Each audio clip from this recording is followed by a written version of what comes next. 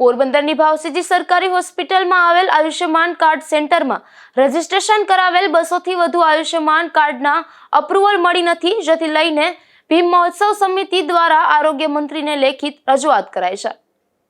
પોરબંદરની જિલ્લા કક્ષાની ભાવસીજી સરકારી હોસ્પિટલ આવેલ છે। આ હોસ્પિટલમાં સારવાર લેવા આવતા દર્દીઓ માટે આયુષ્યમાન કાર્ડ હેઠળ સારવાર પણ ઉપલબ્ધ કરવામાં આવી છે, તેમજ હોસ્પિટલમાં જ નવા આયુષ્યમાન કાર્ડનું રજીસ્ટ્રેશન સુવિધા પણ ઉપલબ્ધ છે, જેમાં ઇમરજન્સી સારવાર માટે અનેક દર્દીઓ કાર્ડનું રજીસ્ટ્રેશન કરાવે છે, પરંતુ રજીસ્ટ્રેશન બાદ દિવસો સુધી તેમની અપ્રુવલ ન મળતી હોવાથી દર્દીઓ આયુષ્યમાન કાર્ડ પર સારવાર મેળવી શકતા નથી અને અમુક સારવાર તેમજ ટેસ્ટ ફરજિયાત પૈસા ખર્ચ કરવાની ફરજ પડે છે, જેથી પોરબંદરના ભીમ મહોત્સવ સમિતિ દ્વારા આરોગ્ય મંત્રીને લેખિત રજૂઆત કરી અને આ સમસ્યાનું તાત્કાલિક નિરાકરણ કરવા માંગ કરી હતી।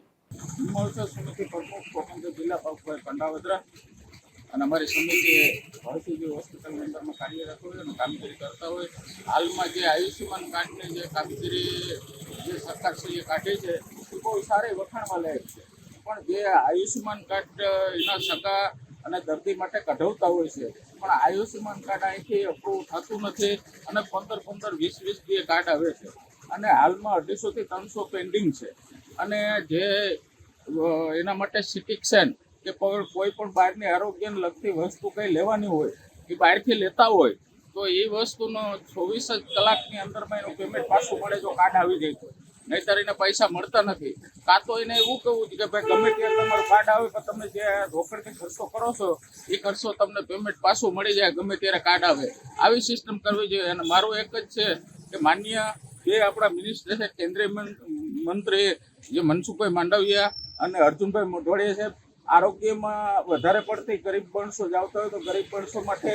કેટલી હેલ્પ કરી અને જે આરોગ્ય ખાતાને કહેવાનું હોય ત્યાં કહી અને આ સિસ્ટમ જો રેગ્યુલર કરાવે તો ગરીબ દર્દીઓને ફાયદો થાય ને કામ અમુક ઉકલી જાય ત્યારે કાર્ડ આવે છે। હાલ હોસ્પિટલમાં આવેલ આયુષ્યમાન કાર્ડ સેન્ટરમાં રજીસ્ટ્રેશન કરાવેલ 200 થી વધુ દર્દીઓના કાર્ડનું અપ્રુવલ પેન્ડિંગ છે, જેને લઈને આ દર્દીઓની સારવાર અટકી છે। નિપુલ પોપટ સાથે અશોક થાનકી, ગુજરાત ન્યૂઝ, પોરબંદર।